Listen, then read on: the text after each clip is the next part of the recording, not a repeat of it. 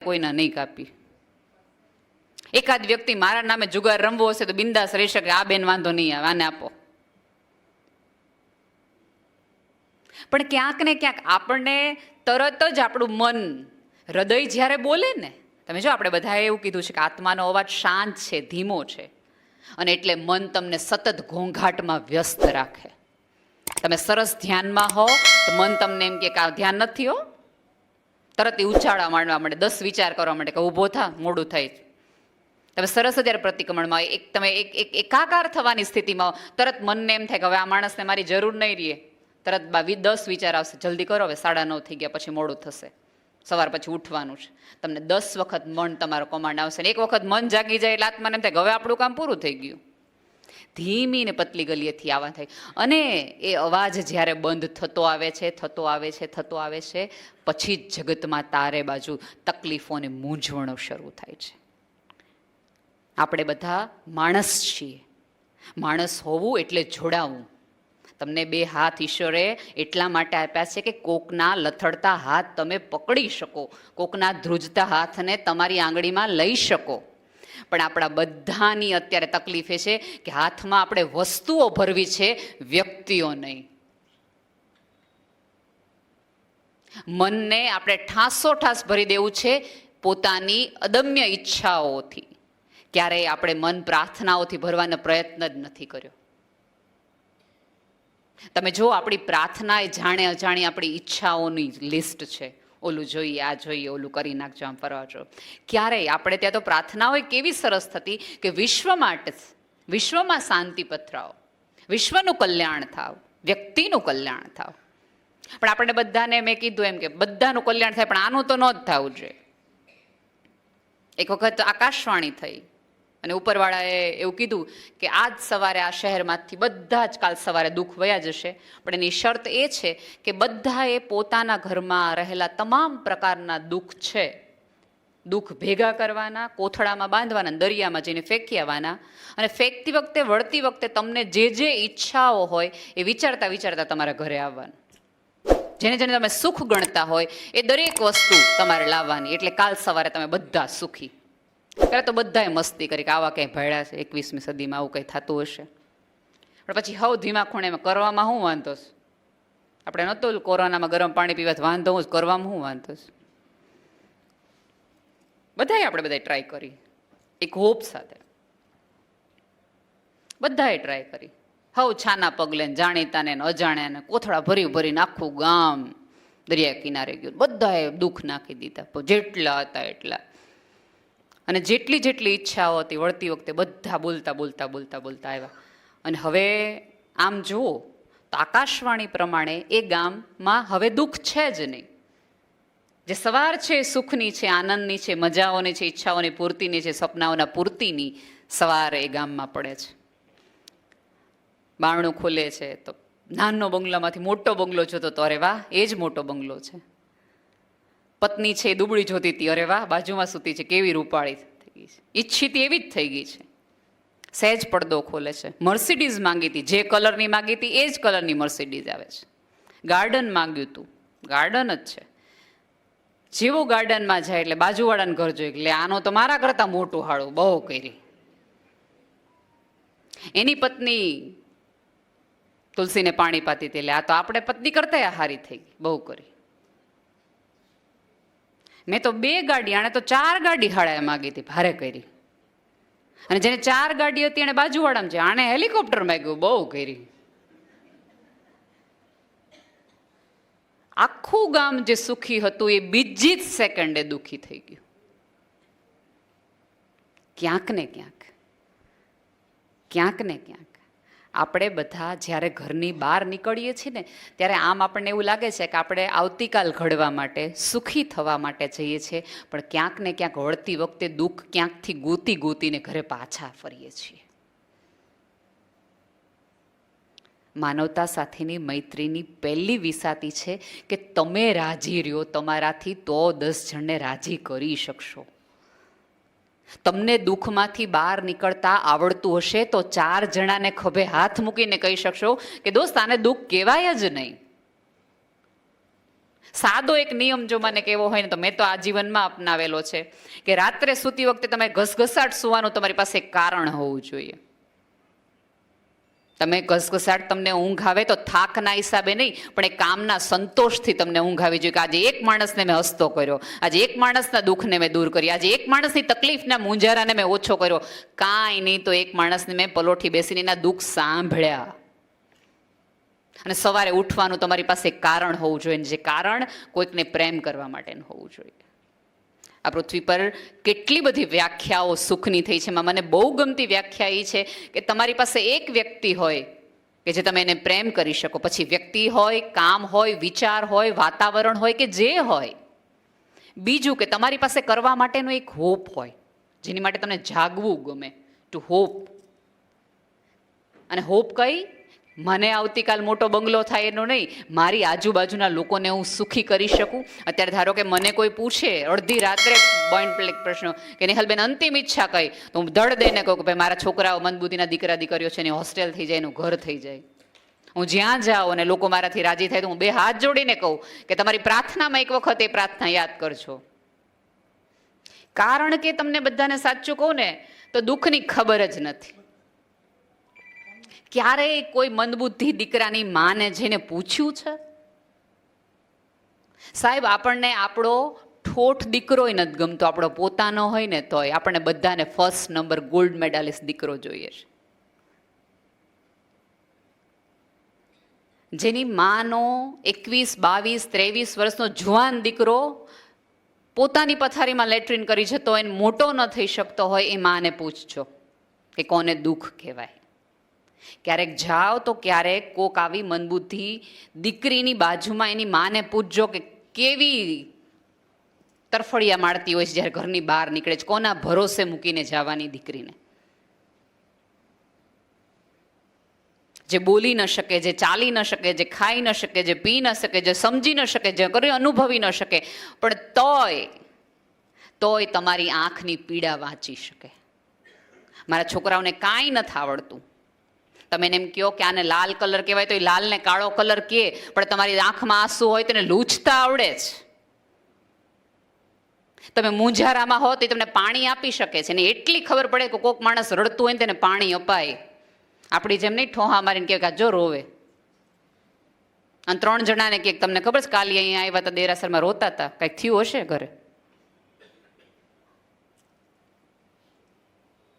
તો આપણે આપણી જાતને પૂછવું જોઈએ કે મંદબુદ્ધિના મારા દીકરા દીકરીઓ છીએ કે આપણે બધાએ?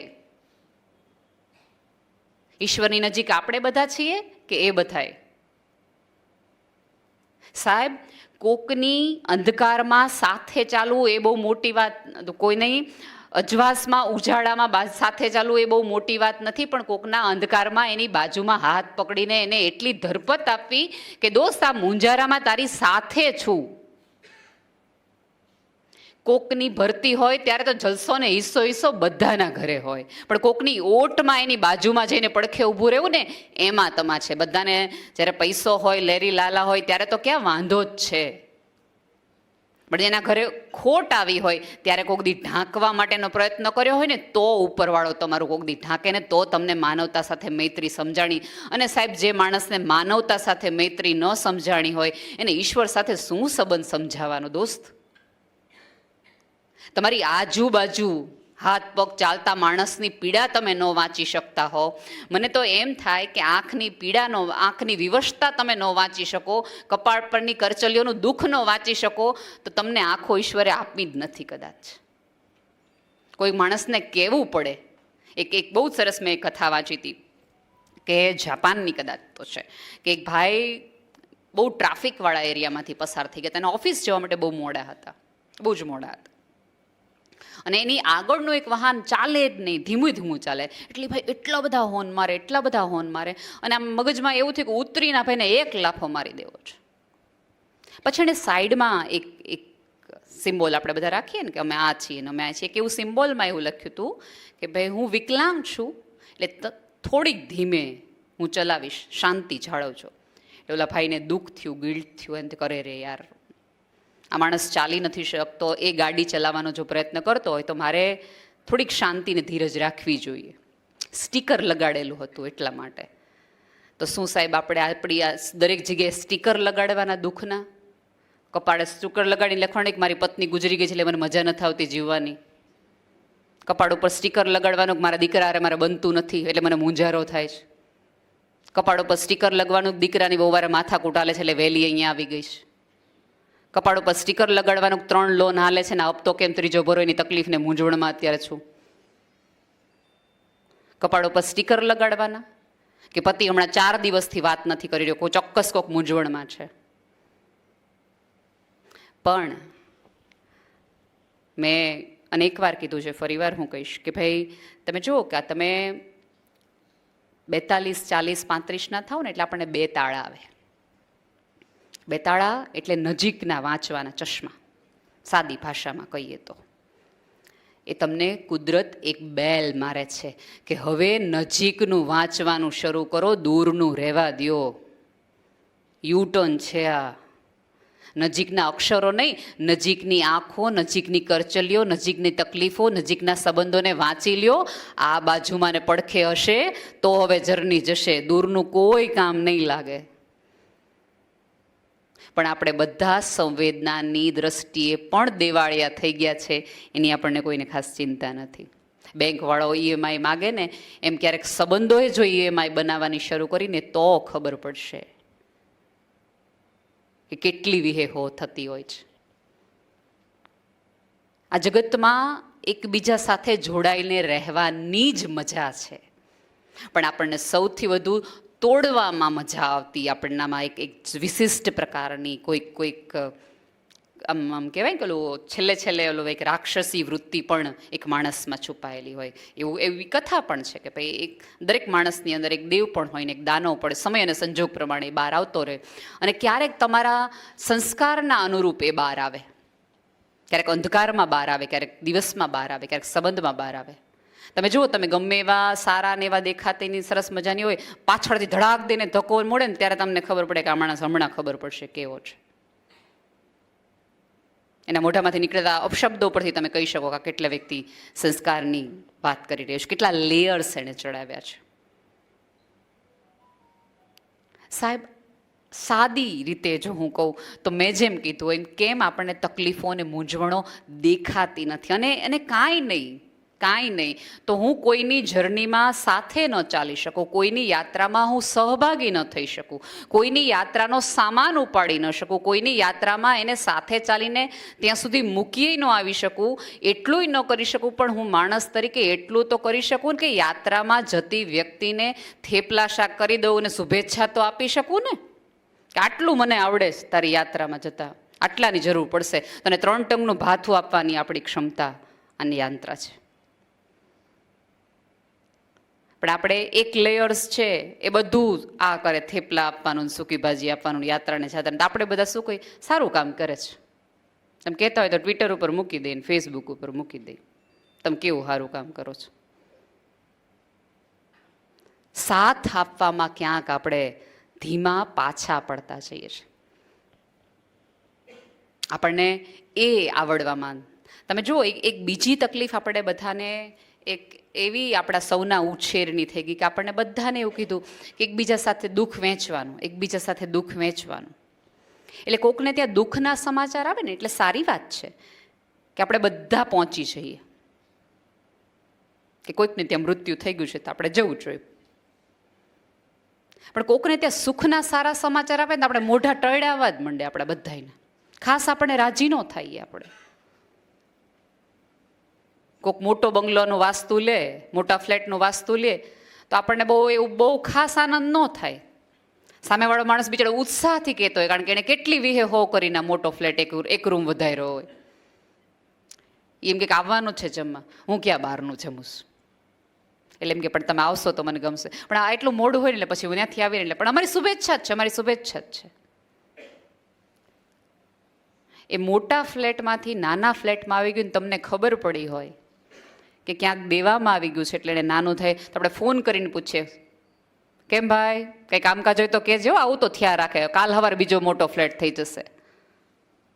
એકચ્યુઅલી આપણે ખરેખર એને દુઃખ પૂછવા માટે ફોન કર્યો તો એક વખત આત્માથી પૂછજો.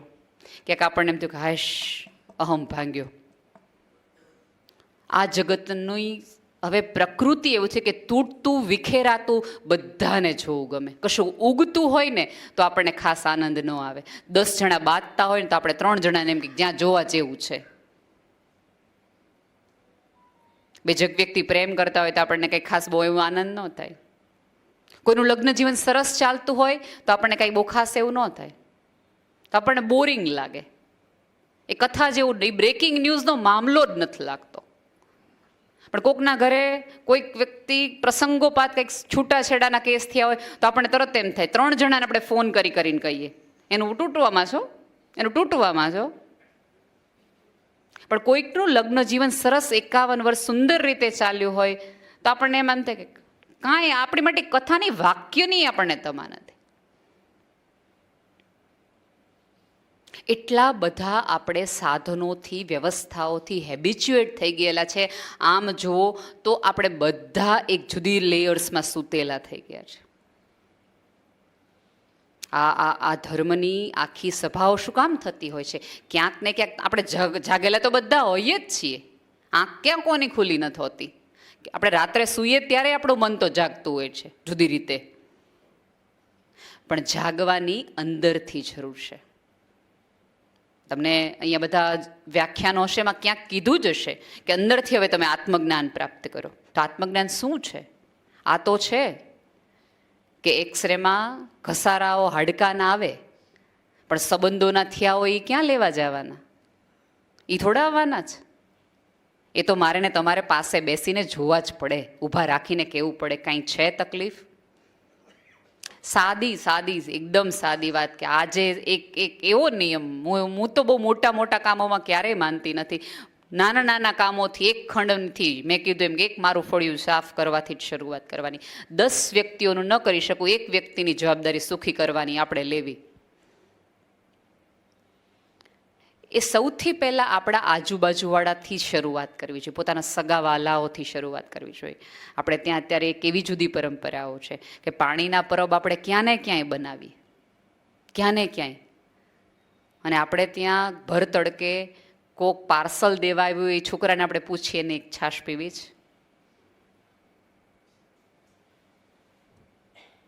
આપણે ફ્રૂટ દેવા માટે હોસ્પિટલોમાં જઈએ, દૂર સુધી જઈએ, અને આપણે કામવાળા બેન છે એને કેટલા દિવસથી તાવ છે અને એમ કે બેન કાલ નહીં આવો, તારે તો રોજનું થયું.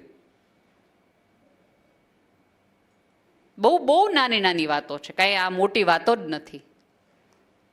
આપણા બધાના ડ્રાઈવર હોય, એનાય પોતાના દીકરા દીકરીઓ હોય. દિવાળીમાં તમારા સંતાનોને હું તો એવું કહીશ કે એવી થોડી ઘણી ટ્રેનિંગ આપો કે બેટા તને લેવા હોય એટલા જ કપડાં આપણે લેશું, 100%. પણ તને ક્યારે એવું થાય કે જેની પાસે કપડાં જ નહીં હોય એ માણસ માટે કેવી દિવાળી હોતી હશે? નહીં. આપણે વહેંચવા અને વિસ્તરવા આ પૃથ્વી પર આવ્યા છે, ભેગું કરવા માટે નહીં. વિકસવાનો સાદો અર્થ એ છે કે તમે વહો, વહેવડાવો. એ જાત હોય, જીવન હોય, સમૃદ્ધિ હોય, સત્તા હોય, કાંઈ પણ પ્રેમથી આપો. અને જેણે આ પૃથ્વી પરને આપ્યું છે એ જ પામીને ગયા છે.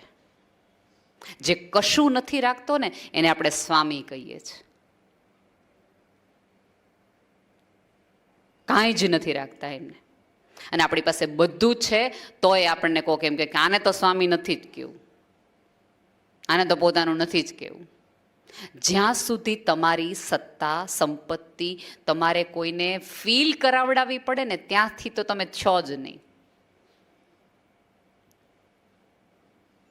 એના કરતાં સાદું એકાદ વ્યક્તિને પૂરી નિસ્બતથી, જો હવે આપણે બધા આમ જુઓ તો એક એવા એજ ઉપર આવી ગયા છે, હજી નાના છોકરાઓ છે એની વાત નથી કરી રહી, જેમની ઉંમર નાની છે, કે 35-30ની પછીના લગભગ ઘણા બધા મેક્સિમમ રેશિયો કાઢે તો 30થી 60-70ની આજુબાજુના આપણે બધા છીએ. એટલે હાફ જર્ની ક્યાંક ને ક્યાંક જુદા સ્વરૂપે તો આપણે બધાએ પૂરી કરી લીધેલી છે. હવે અડધી જ મેરેથોન બાકી છે. એમાંય આપણે નહીં જીવીએ, નહીં પોતાનું કરીએ, નહીં લોકોને સમજાવીએ, નહીં પોતાના કરીએ તો ક્યારે? મારી બહેનોની ખાસ દલીલ છે. મારે ત્યાં ઘણી બધી વખત એવું થાય કે અમે કોઈક પાસે કંઈક નાની મોટી દાનની ને એવી અપેક્ષા રાખીએ તો મારી તો હંમેશા કે હું જો સ્ત્રીઓ માટે બોલતી હોઉં તો મારે શરૂઆત સ્ત્રીઓથી કરવી જોઈએ એવી મારી પોતાની અંગત દલીલ. આપણે ડ્રેસ લેવા જઈએ તો ક્યારેય પતિને ફોન ન કરીએ. સોની પાસે જઈએ કે બ્યુટી પાર્લરવાળી એમ કે 3000નું ફેશિયલ, આપણે ક્યારેય ફોન ન કરીએ કે હું કરાવું કે ન કરાવું. આપણે એમ કહીએ કે આવી રીતે આ એક દવાના છે અથવા આ એક દીકરીના છે, 1000 રૂપિયા થાય, તમારા ભાઈને પૂછવું પડે.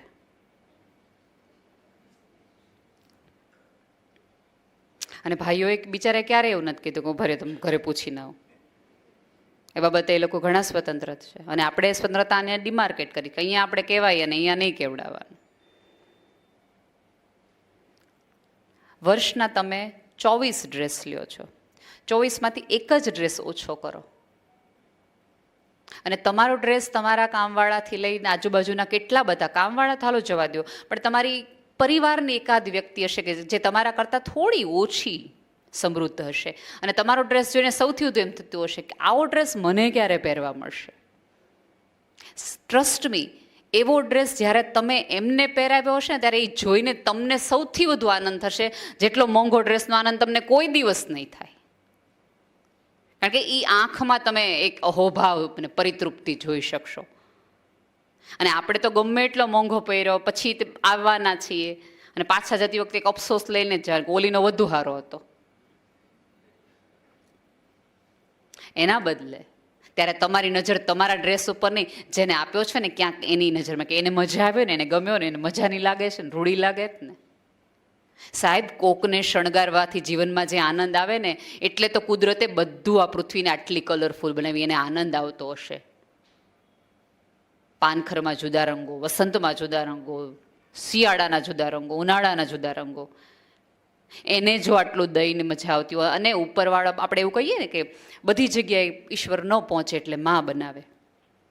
સાચી જ વાત છે. પણ એમાં તો મને તો હંમેશા એવું લાગે કે ઈશ્વરને એવું થયું છે કે હું બધી જગ્યાએ નહીં પહોંચી શકું આ સકળ સૃષ્ટિમાં, એટલે હું માણસ બનાવું. એ આને સાચવી લે, આને સાચવી લે. અને પ્રાણીઓના કેટલા બધા એવા દાખલાઓ છે. મારે તો તમને એ સમજાવવાનું જ ન હોય, કારણ કે તો તમે દરેક વસ્તુમાં જે ન દેખાતું હોય એમાં પણ જીવ શોધી શકતી તમારી પરંપરામાંથી તમે આવો છો. એક થોમસ નામનો જ એક બહુ જ સંવેદનશીલ વ્યક્તિ હતો. એને ક્યાંક સમજાઈ ગયું હશે કે આ જગતની દરેક કણે કણમાં અંશે અંશમાં જીવ છે. આવું એને સમજાઈ ગયું. પછી ધીમે ધીમે એને એમ થયું કે જો જીવ હોવું જોઈએ તો એ વાત પણ કરવું જોઈએ, સંવાદ પણ કરવો જોઈએ, એની સાથે પડઘા પણ પડવા જોઈએ. એણે વાત કરવાનું શરૂ કર્યું. પંખી જતું હોય તો પંખી સાથે વાત કરે, ફૂલ હોય તો ફૂલ સાથે વાત કરે, વૃક્ષ હોય તો વૃક્ષના થડને સરસ મજાનું સમગ્રતાથી આંખ બંધ કરીને હાથ ફેરવીને એમ પૂછે કે તું કેટલા વર્ષનો થયો, કેટલા વર્ષથી તું અહીંયા છો, હું દરરોજ અહીંથી નીકળીને તને જોઉં છું. આમ કરતાં કરતાં ધીમે ધીમે ધીમે થોમસની વાત આખા ગામને ખબર પડી અને થોમસની ઘરે ફરિયાદ આવવા માંડી કે આ ભાઈનું છટકી ગયું છે કે જ્યારે હોય ને ત્યારે એકલા વાત કરતા હોય છે અને જ્યારે તમે જાત સાથે વાત કરો ને ત્યારે જ તમે ગાંડા ગણાવો અને આ જગતમાં ગાંડા થાઓ ને તો જ ઓલો મળે. એકાકાર થવાની એક જ સ્થિતિ છે કે બધું ભૂલી જાઓ તમે એની સાથે થાઓ. આખા ગામમાં વાત ફેલાવણી. દીકરીને ચિંતા થઈ ગઈ, મમ્મી તને ખબર છે પપ્પા ક્યારેક ક્યારેક ગાર્ડનમાં હાવ પંખીઓને એને હાથમાં લેતા હોય અને હમણાં તો એક દેડકાને હળ્યા છે કે ખોબામાં એક દેડકો રહે ને એને પૂછે કે તું જમ્યો, આ તને જમવાનું મળ્યું. પણ પત્ની બહુ સંવેદનશીલ હતી ને પતિને ઓળખતી હતી એટલે એને પોતાની દીકરીને પણ સમજાવી કે બેટા તારા પપ્પા સરસ એક પ્રાણીઓ સાથે આખી સૃષ્ટિ સાથે કોમ્યુનિકેટ કરવાની, વાર્તાલાપ કરીને પોતાની જેટલું જ મહત્ત્વનું દરેક વસ્તુ છે એવું સમજીને ચાલે છે. પછી આ રોજનો નિયમ કે ભાઈ ઓફિસેથી આવે, પોતાના પગથિયે બેસે ને દેડકો સટાક દઈને ભાઈના ખોબામાં આવી જઈને વાત કરે. પત્ની ત્યારે રસોડામાં રસોઈ કરતી હોય અને જોવે કે દેડકા સાથે વાત કરે છે. પછી શું થયું તારે ઓલું ઘરનું શું થયું, તો હજી ત્યાં જ રહેશો કે બીજેથી કંઈક બદલાવાની? એવી દોસ્તી નાખી દેતા 10 વર્ષ આ આખી વાત કથાઓ ચાલી હશે. રીડર ડાયજેસ્ટમાં આ સ્ટોરી છે, સરસ રીતે ચાલી. ભાઈનું મૃત્યુ થઈ જાય છે,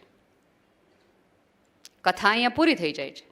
પછી એક દિવસ 1 વર્ષ પછી એ મા દીકરી પોતાના પિતાની જે કબર હોય છે ત્યાં ફૂલ મૂકવા જાય છે. જીવ અને રડતી હોય છે સ્ત્રી. સટાક દઈને એક દેડકો ત્યાં આવી જાય છે એ કબર ઉપર. અને એઝ ઇફ ઓલી સ્ત્રીને એમ કહેવા માંડે છે કે આ માણસ હજી અહીંયા એકલો નથી હો, હું છું એની પાસે, તું રડતી નહીં. અને ઓલી મા દીકરી એટલું બધું રડે છે. અને પછી એક ભાઈને એમ કહે છે કે હજી અમારે આમાં એક લાઈન કોતરાવી છે. તો કે કઈ લાઈન કોતરાવી છે? અહીંયા દેડકાનો મિત્ર આરામ કરે છે. આ જગતમાં પ્રેમના પડઘા મોડા પડે, પણ ન પડે એવું તો બને જ નહીં, બને જ નહીં. મેં કીધું એમ કે આ ઇકો વેલી છે. શરૂઆત હંમેશા કરો ત્યારે પોતાના ઘરની બહાર નીકળતી સાથે કરો. અને બીજી કે પોતાના ઘરથી થોડી ઘણી શરૂઆત કરો. આપણે એવું નિયમ લઈએ કે આપણે કોઈને મન કર્મ વચનથી કોઈને દુભાવશું નહીં, તો એમાં પત્નીએ આવી જાય. પત્નીની શાકમાં મીઠું ઓછું હોય અને આપણને જો રુદ્રરૂપ આપણું આવી જતું હોય તો ત્યાંથી જ શરૂઆત કરવી. હવે આવા કોઈથી આપણે શરૂઆત નહીં કરીએ. અને પત્ની હોય તે થોડાક મોડા આવે તો હલાવી લેવું. બધે કંઈ ફરવા ગયા હોય એવું નહીં, ટ્રાફિકે હોય. અને ખરેખર તમારો મુંબઈનો ટ્રાફિક આટલામાં તમે જિલ્લા ફેર કરવી ને તમારા એરિયા ફેર નથી થતા એટલી વારમાં તો 2-2, 3-3 કલાક આમથી આમ આમથી આમ. પોતાના લોકોની આજુબાજુની શરૂઆત કરો. મેં મારી જ હું જો વાત કરું તો મેં વર્ષો સ્ત્રીઓની જેમ વાત કરી એમ સ્ત્રીઓની જ વાતો કરી કે મને એવું થાય કે સ્ત્રીઓને પોતાનો સમય મળવો જોઈએ, સ્ત્રીઓને પોતાની સ્વતંત્રતા મળવી જોઈએ, મી ટાઈમ ક્યાંક થોડો ઘણો મળવો જોઈએ. એવી મારી એક ઈચ્છા એ કહેવાય કે નાની મોટી મારી એક મુવમેન્ટ એ કહેવાય કે હું એવું ઈચ્છું કે સ્ત્રીઓને આ મળે. એટલે એક વખત મારી સ્કૂલમાં એક બા બહુ રડતા આવ્યા. બાનું રોનક એના દીકરાનું નામ. અને બા એટલા બધા રડે એટલે મને કે નેહલબેન મારા કંઈક બહુ ગયા જન્મના પાપ હશે એટલે મારા પેટે મારા ભાગે આ છોકરો આવ્યો. હવે દાદીને કાંઈ ન આપણે ગણીએ કે હું મારા જ બેન કહેવાય પાપ, કે જો એની માં તો જન્મ આપીને છૂટી ગઈ અને એનો બાપ કેન્સરમાં છે એટલે એ હમણાં છૂટી જશે, એટલે મારે જ આ દીકરાને આજીવન મોટો કરવાનો જ ને. અને કે મારા પાપ તો એટલા મોટા છે, એટલા બધા છે કે હું કોઈ દિવસ ગંગાજીમાં જઈને હરિદ્વારમાં મારા હાડકાઈ બોળવાની નથી કે મારા પાપ ધોવાઈ જાય ને આવતા દિવસોમાં ક્યારેક હું સુખી થઈ શકું. અને મારા મગજમાં આમ ઘર કરી ગયું કે એની જો શ્રદ્ધા હોય કે માત્ર ગંગાજીમાં નાહી લેવાથી જો કોઈ તમારા પાપ ધોવાઈ જાય તો તેની જવાબદારી આપણે લેવી. કોઈક રીતે હું રોનકની વ્યવસ્થા કરીને, રોનક એટલે હાઈપર એક્ટિવ, અત્યંત હાઈપર એક્ટિવ છોકરો કે જેને વાગે અને લોહી નીકળે તો તમારે સ્ટીચ લેવા માટે એનેસ્થેસિયા ન આપવો પડે, કારણ કે એટલું સેન્સેશન એના શરીરમાં નથી, પીડા જ નથી અનુભવ થતી. જે પીડા આપતી નસો હોય મગજને સંદેશાઓ પહોંચાડે, તને તકલીફ થઈ, તને લોહી નીકળ્યું, તને ગરમ લાગ્યું, એ કોઈ સંદેશાઓ જ એના મગજ પહોંચાડતો નથી. એવો હાઈપર અને તકલીફવાળો છોકરો. ધીમે ધીમે 1 સ્ત્રી, 2 સ્ત્રી, 3 સ્ત્રી, 4 સ્ત્રી, 5 સ્ત્રી, અને આઈ ડિસાઇડેડ કે કંઈક હવે કરવું પડશે. એટલે પછી ગયા માર્ચ મહિનાની અંદર મેં મારા બાળકોની 300 આખી, એટલે એમ કહેવાય કે 350, અને કઈ રીતે કે બાળક અને માં, કારણ કે જ્યારે તમારા ઘરમાં એકાદ દિવ્યાંગ બાળક આવે ને એટલે જાણે અજાણે તમે ફેમિલી ફંક્શનમાં જવાનું બંધ કરી દો. અને એમાં કોણે ઘરે જવાનું બંધ થાય? પિતા બધે જઈ આવે, માએ જવાનું, કારણ કે બાળક પાસે માએ રહેવું પડે, એટલે માં જ ક્યારેય બહાર ન નીકળે. એટલે મેં નક્કી કર્યું કે મારા બાળક અને એની માં 12 દિવસ એને ગમે એવા જુદા જુદા પ્રવાસોમાં એને લઈ જવી છે. તો કેવી રીતે? તો કે ભાઈ તમારી આમ વિશ લિસ્ટ મેં એને પૂછ્યું, કારણ કે હું જે મારા ભાગે હું કરી શકું એમ હતી. તો કે સ્ત્રીઓને સૌથી વધુ શું ગમે? તો કે મારે પાણીપુરી ખાવી ગમે. એક દિવસ એ 12 દિવસના પ્રવાસમાં 3-4 પાણીપુરીવાળાને બોલાવી લીધા કે તમારાથી ખવાય એટલી ખાઓ, આજે તમારે જોવાના નથી 10માં નોટ છે કે નથી, મજાથી ખાઓ. તો કે બીજી કઈ ઈચ્છા દરેક વ્યક્તિ? તો કોઈક સ્ત્રીઓ કીધું કે મને ડ્રેસ પહેરવો છે. એક સ્ત્રી ગંગા સ્નાન વખતે એક સ્ત્રી બહુ જ રડે, એટલે મને એવું થયું કે કદાચ એનો પતિ નથી, પોતે વિધવા હતી, એટલા માટે એના પતિનું તર્પણ કર્યું છે એટલા માટે રડતી હશે. એટલે મેં એમને પૂછ્યું કે આટલા બધા રડશો, તમારી તબિયત બગડશે અને અહીંયા મારે જુદી વ્યવસ્થા અજાણ્યા ગામમાં કરવી પડશે, એટલે તમે શાંત થઈ જાઓ. પણ કોઈ રીતે શાંત ન થાય, કોઈ રીતે શાંત ન થાય. પછી મેં ખૂણામાં બેસાડીને પૂછ્યું કે આટલું બધું શેનું રડવાનું? તમારા પતિ ગયા એને આજ કેટલા વર્ષ થઈ ગયા? તો કે બેન હું નાની હતી ને ત્યારથી મને કેવી ઈચ્છા હતી કે જીવનમાં એક વખત કે હું કડિયા કામ કરતી અને કે સ્કૂલમાં જતી છોકરીઓનું ડ્રેસ પહેરેલા જોતી ને ત્યારે મને એમ થયું કે મને જીવનમાં એકવાર ડ્રેસ પહેરવો છે કે પણ પિયરમાં હતી ત્યારે ભાઈ અને પિતા પહેરવા નહોતા દેતા. એટલે એમ થયું પતિ લગ્ન થશે ને તો પતિ યારે થોડાક સારા સંબંધ થશે ને તો એને કહું એમ કહીશ કે મને એક વખત ડ્રેસમાં ફોટો પડાવવા દે ને. કે બીજા જ વર્ષે કે આ પ્રગતિને આપીને એના પપ્પા તો જતા રહ્યા. તે દિવસની કે ઈચ્છા હતી કે ડ્રેસ પહેરવો છે. આ પૃથ્વી પર 2022માં પણ કોઈક સ્ત્રીને તમે એવું પૂછ્યું કે તારી છેલ્લી ઈચ્છા કઈ છે તો તમે એવું કહો કે મારે ડ્રેસ પહેરવો છે? સાહેબ, આટલી તકલીફ અને મૂંઝવણવાળા લોકો આ પૃથ્વી પર છે. અને સાચું કહું, ઈશ્વરની તમારા ઉપર કરુણા હોય ને તો તમે એકાદ વ્યક્તિનો હાથ અને સાથ પકડી શકો. તમને કોઈક એવું પૂછે કે તમારી ઈશ્વર તમારા ઉપર દયાવાન છે, તમારી પર કરુણાવાન છે, ઈશ્વર તમારી પ્રાર્થના સાંભળે છે કે નહીં, કે તમારી સાધના એને મંજૂર છે કે નહીં, એની સાદી જો ફૂટપટ્ટી રાખવી હોય ને તો એ રાખવો કે સારા કામમાં તમને એ સહયોગીને ભાગીદાર કરે છે તો માનજો કે ઈશ્વર તમને એની નજરમાં તમે છો. બાકી તમારા હાથમાં હોય, ખીચામાં હોય અને તમારી પાસે લેવાવાળું કોઈ ન હોય. તમે કોઈકને ખવડાવવા માટે તૈયાર હો પણ કોઈક ભૂખ્યું હોવું જોઈએ ને સામે, તો તમે દઈ શકો. હંમેશા દાનતના પ્રશ્નો નથી હોતા, ક્યારેક છે એ પ્રશ્નો છે એ તમને મળતા અવસરનો, તકનો પણ હોય છે. આપણે બધા જ તકવાદી તો છીએ જ. ક્યારેક આવી બધી માનવતાની પહેલમાં થતી તક હોય એમાં પણ એકાદ આવી તકવાદી થઈ જવાની થોડી ઘણી ખેવના કરવા જેવી છે. ઈશ્વરની નજીક આવવા માટે કાંઈ બહુ મોટા મોટા કામ કરવાની જરૂર નથી હોતી. મોટા થઈ જાય તો એની વધુ કરુણા, પણ નાના કામથી એ નહીં રાજી થાય એવો એટલો નાનોય આપણો ઈશ્વર નથી દોસ્ત. મારી અને તમારી અંદર સતત એક વખત એક મઠની અંદર શું છેલ્લી, મને ખબર છે 10 વાગે ગયા છે, હું છેલ્લી મારી વાત કહીને વાતને પૂરી કરું. એક વખત એક મઠની અંદર બહુ જ દૂર દૂરથી ભણવા આવતા બૌદ્ધ મઠ હતા અને લોકો ક્યાંથી ત્યાં ભણવા આવે, કેટલા બધા દૂર દૂરથી. એનું નામ હતું.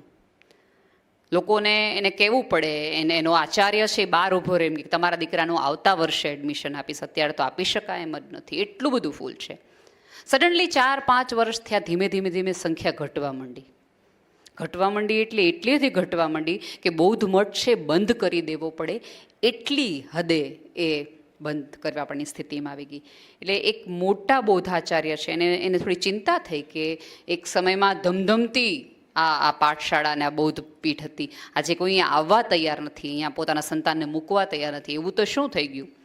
એણે એક જુદી સાધના કરતા બૌદ્ધ મઠમાં જતા એક સાધ્વીને પૂછવા માટે મોકલ્યા, એક લામાને પૂછવા મોકલાવડાવ્યા કે જાઓ ને આનો ઉકેલ શોધો, કેમ આપણે બૌદ્ધ મઠમાં હવે સંખ્યા નથી થતી.